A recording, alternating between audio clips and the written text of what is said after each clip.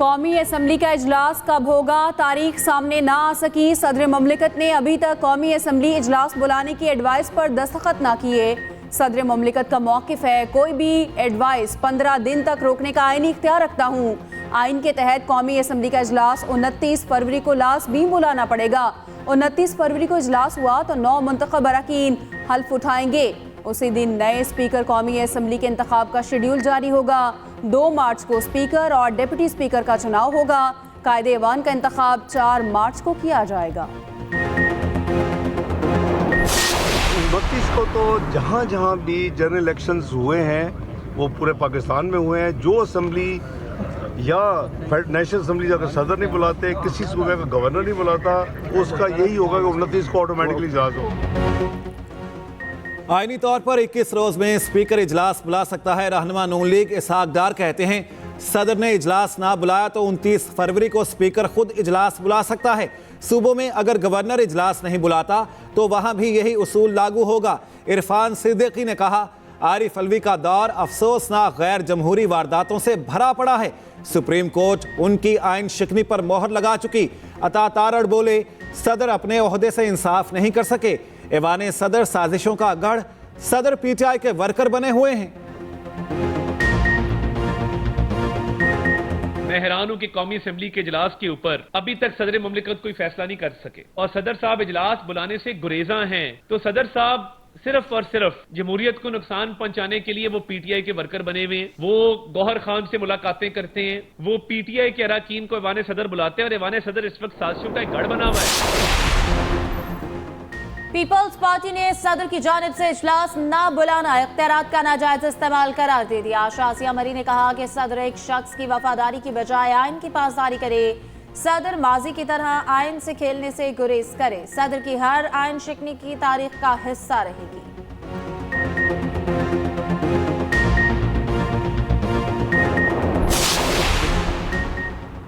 पंजाब और सिंध के वज़रा आला कौन, फैसला कल होगा। पंजाब असम्बली में मरियम नवाज का मुकाबला राना आफ्ताब से।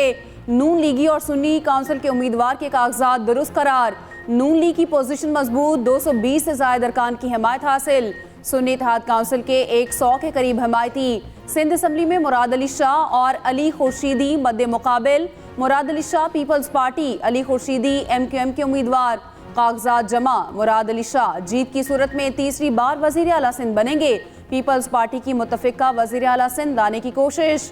MQM समेत तमाम पार्लिमानी जमातों से राब्ते।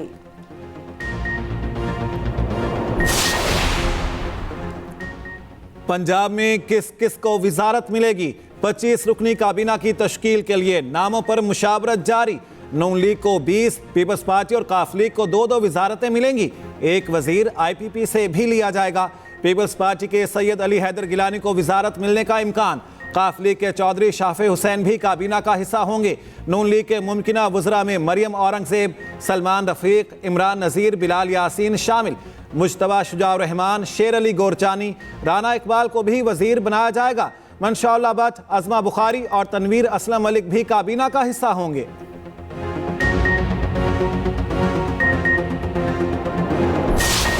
The total number of votes casted in this poll today are 147, out of which Honourable Member Syed Uwais Qadir Shah MP has secured 111.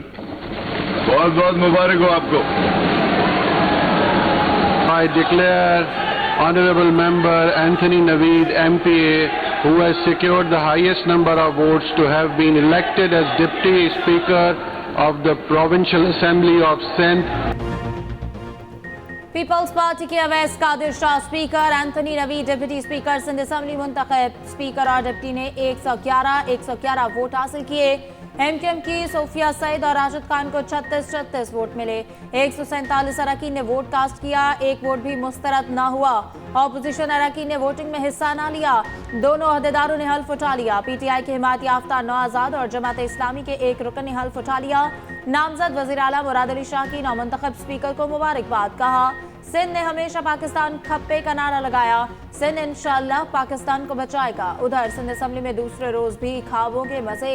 9 मुंतखब अरकान की तरह तरह खानों से तवाज़ुन।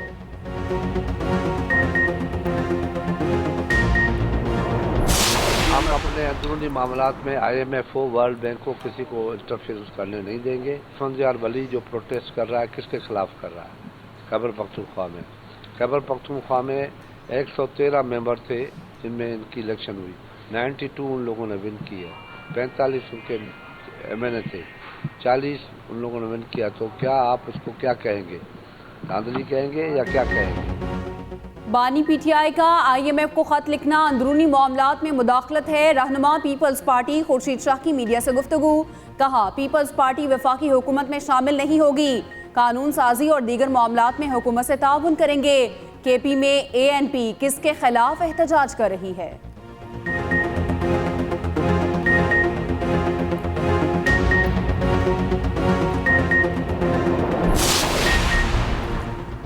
स्पीकर कौमी असम्बली के लिए अयाज सादिक का नाम फाइनल। अयाज सादिक नून लीग की जानिब से स्पीकर के उम्मीदवार होंगे। रहनुमा नून लीग का कहना है, कौमी असम्बली में हमारे नंबर 200 के करीब होंगे। MKM, काफ लीग, IPP भी साथ देंगे। पाकिस्तान अब नुकसान नहीं उठा सकता।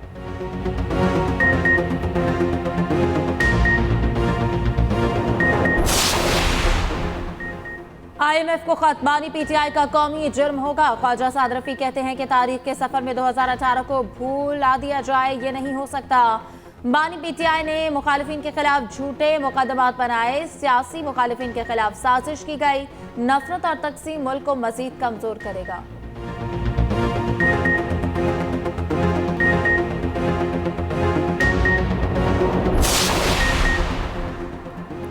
बलोचिस्तान में हुकूमत साजी में अहम पेशरफ्त। शेख जाफर मंदोखेल को गवर्नर, राहीला हुमैद दुरानी को स्पीकर बनाने पर इत्तफाक। मंदोखेल की ज़ेर सदारत मुस्लिम लीग नून के पार्लिमानी ग्रुप का इजलास में गवर्नर और स्पीकर के नाम का फैसला किया गया। 9 मुंतखब अरकान ने कहा, काबीना में नून लीग को अहम वजारतें और मशीर के ओहदे ज़्यादा से ज़्यादा मिलने चाहिए। बास लीगी अरकान के बलोचिस्तान अवामी पार्टी को हुकूमत में शामिल करने पर तहफ़्फ़ुज़ात।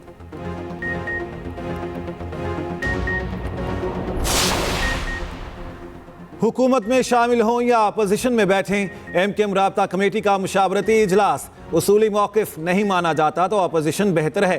अरकान की राय, कामरान टैसोरी को गवर्नर बरकरार रखना।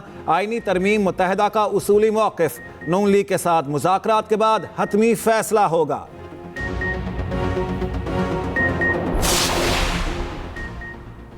नवाज शरीफ की मुदब्बिराना क़यादत में मुल्क को खुशहाली और तरक्की की राह पर गामजन करेंगे। नवाज शरीफ का दौर तरक्की और खुशहाली का सुनहरी दौर था। नामजद वज़ीर आज़म शहबाज शरीफ कहते हैं कि अपने दौरे हुकूमत में तरक्याती मंसूबों पर अरबों रुपए की बचत करके नया रिकॉर्ड कायम किया।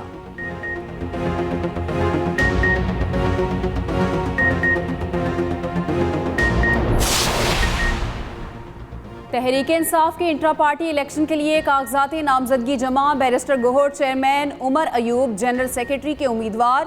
सिंध से अशरफ कुरैशी, बलोचिस्तान से मोहम्मद असलम ने भी चेयरमैन के लिए कागजात जमा कराए। पंजाब से यास्मीन राशिद, मोहम्मद खान मदनी, असद हनीफ ने सूबाई तंजीम के लिए कागजात जमा कराए। सिंध में हलीम आदिल शेख और खाविंद बख्श गुलाम की क़यादत में 2 पैनल्स के कागजात जमा।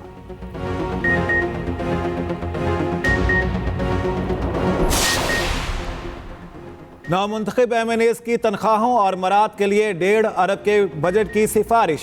1.5 लाख माहाना बुनियादी तनख्वाह, 38,000 के अलाउंसेस, सालाना 3 लाख के ट्रैवल वाउचर्स, 25 बिजनेस क्लास मुफ्त रिटर्न टिकट दिए जाएंगे। इजलास में शिरकत की सूरत में डेली अलाउंस और कन्वेंस अलाउंस हासिल होगा। कायमा कमेटियों के चेयरमैन बनने पर 1300 सीसी गाड़ी के साथ 600 लीटर पेट्रोल मिलेगा। अरकान और फैमिली को ब्लू पासपोर्ट का इजरा किया जाएगा।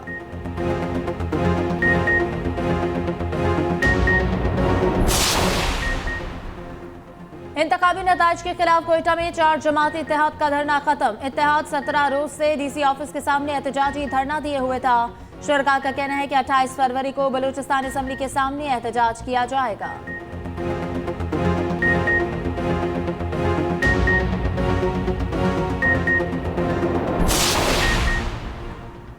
साइफर और तोशाखाना केस में सजाओं के खिलाफ बानी PTI की अपीलों पर कल समाअत होगी। इस्लामाबाद हाईकोर्ट का खुसूसी बेंच समाअत करेगा।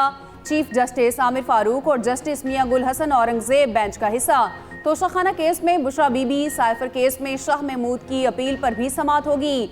सजा मुअत्तल करके जमानत पर रिहाई की दरख्वास्तें भी साथ ही सुनी जाएंगी।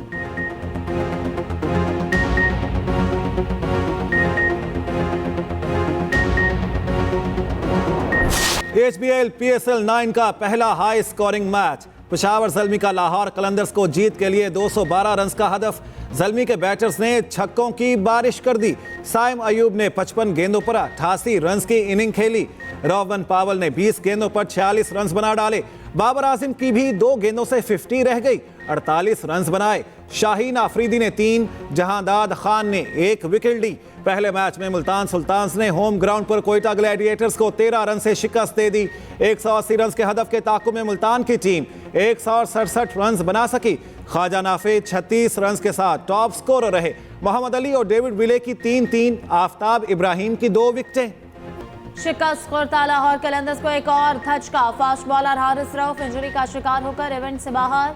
हारिस रऊफ गुज़श्ता रोज हसन अली का कैच पकड़ते हुए जख्मी हुए। कोयटा के विकेटकीपर सरफराज अहमद के सर पर गेंद लग गई।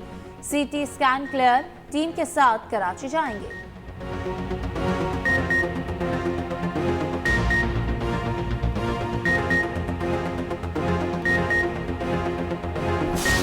बारिश बरसाने वाली मगरबी हवाएं बलूचिस्तान में दाखिल। कोयटा, गवादर, ज़ियारत समेत बेशतर इलाकों में बारिश का इम्कान।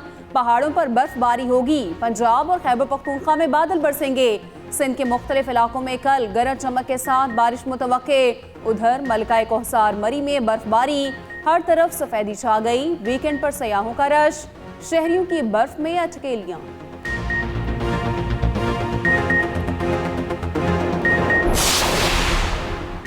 कराची में टारगेट किलिंग का switch on. Baldia northern bypass में फायरिंग। पीपल्स पार्टी का 44 साल कारकुन शौकत जमान जाम बहक। पुलिस के मुताबिक 2 मोटरसाइकिल सवार मुलजिमान ने 10 फुट के फासले से गोली मारी। मकतूल शौकत जमान पर पहले भी कातिलाना हमला हो चुका है।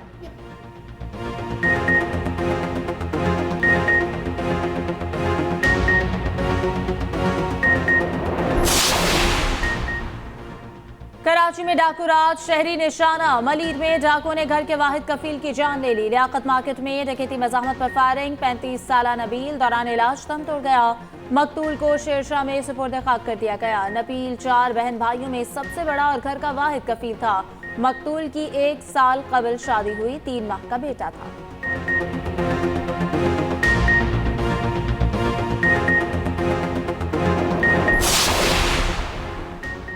लाहौर में पुलिस वर्दी पहने डाकुओं की बैरूने मुल्क से आने वाली फैमिली को लूट लिया। निस्तर कॉलोनी में डाकू 33 लाख से जायद नकदी, सोना और दीगर सामान लूट कर फरार हो गए। मुतासरा शहरी नदीम के बयान पर पुलिस ने मुकदमा दर्ज कर लिया।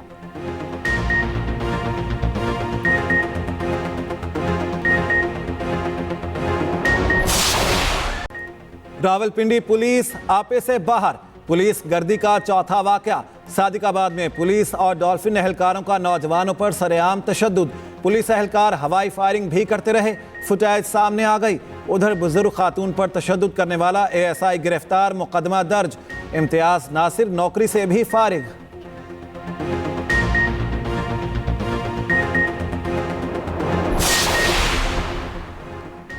निगरान वज़ीर आला पंजाब मोहसिन नकवी ने लाहौर के सर्विसेज अस्पताल की नई लैब का इफ्तिताह कर दिया। सर्विसेज अस्पताल लाहौर की नई लैब सिर्फ 10 रोज में मुकम्मल की गई।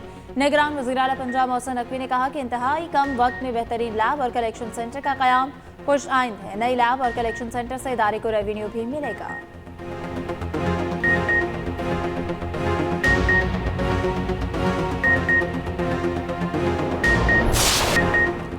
7वीं पाकिस्तान आर्मी टीम स्पिरिट मशकों का आगाज।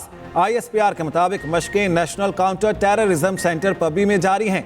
DG मिलिट्री ट्रेनिंग ने 60 घंटे तवील पेट्रोलिंग मशकों का इफ्तिताह किया। मशकों का मकसद मुश्किल बैनुल अक़वामी सिक्योरिटी सूरत हाल में मिलिट्री टू मिलिट्री ताउन को बेहतर बनाना है।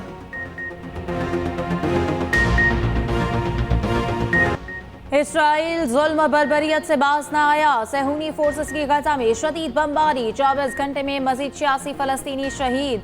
रफा में बारूद की बारिश, एक बच्चे समेत 7 फलस्तीनी शहीद। इंसानी हुकूक के लिए काम करने वाली 2 नॉर्वेजन ख्वातीन वकला भी जान गंवा बैठी।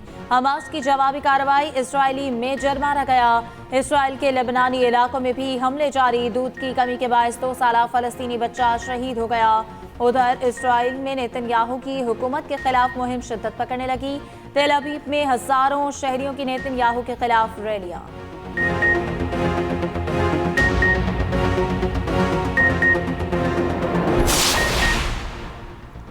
ट्रंप ने अमेरिकी रियासत जनूबी कैरोलिना से भी प्राइमरी इलेक्शन जीत लिया। रिपब्लिकन प्राइमरी में सदारती हरीफ निकी हेली को उन्हीं की रियासत में हरा दिया। डोनाल्ड ट्रंप को रिपब्लिकन प्राइमरी में 60.1% वोट मिले।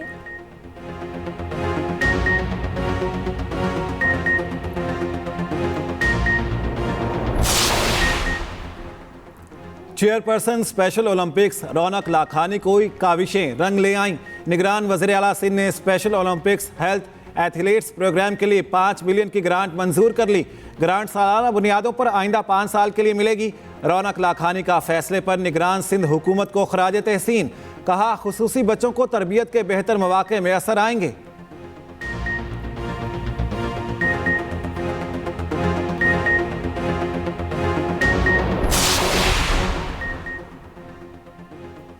ब्लाइंड टी20 सीरीज भारत के नाम। भारत ने तीसरे मैच में पाकिस्तान को 8 विकेटों से हरा दिया। Ajay Reddy man of the match करार। भारतीय ब्लाइंड टीम ने टी20 सीरीज 2-1 से जीत ली।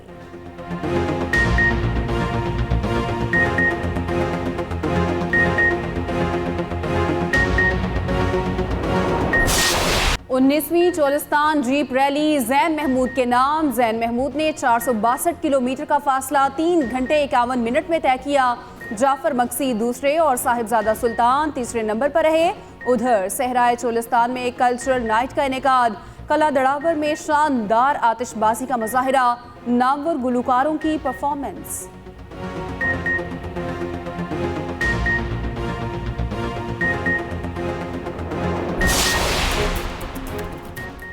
इंग्लिश प्रीमियर लीग के दिलचस्प मुकाबले जारी। मैनचेस्टर सिटी बॉर्नमाउथ को हराकर दूसरी पोजीशन पर आ गई। आर्सेनल ने न्यूकासल के खिलाफ गोल्स का चौका लगा दिया। क्रिस्टल पैलेस ने बर्नले को 3 गोल से शिकस्त दे दी।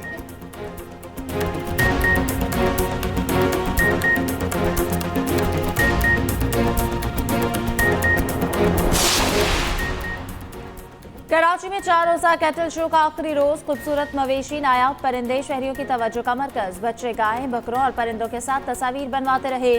शो में सकाफती रक्स के साथ मौसीकी का भी तड़का लगा।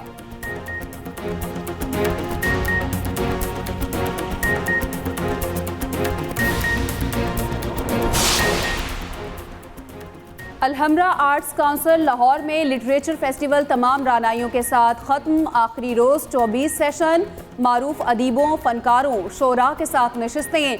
नामुर गुलकारों ने आवाज का भी जादू जगाया।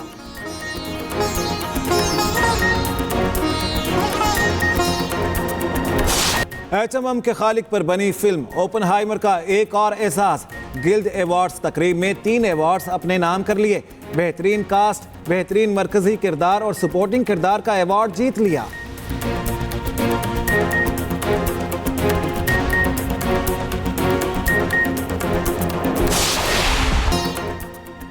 और इटली में मिलान फैशन वीक की धूम। इवेंट के 4थे रोज भी नए फैशन ट्रेंड्स पेश।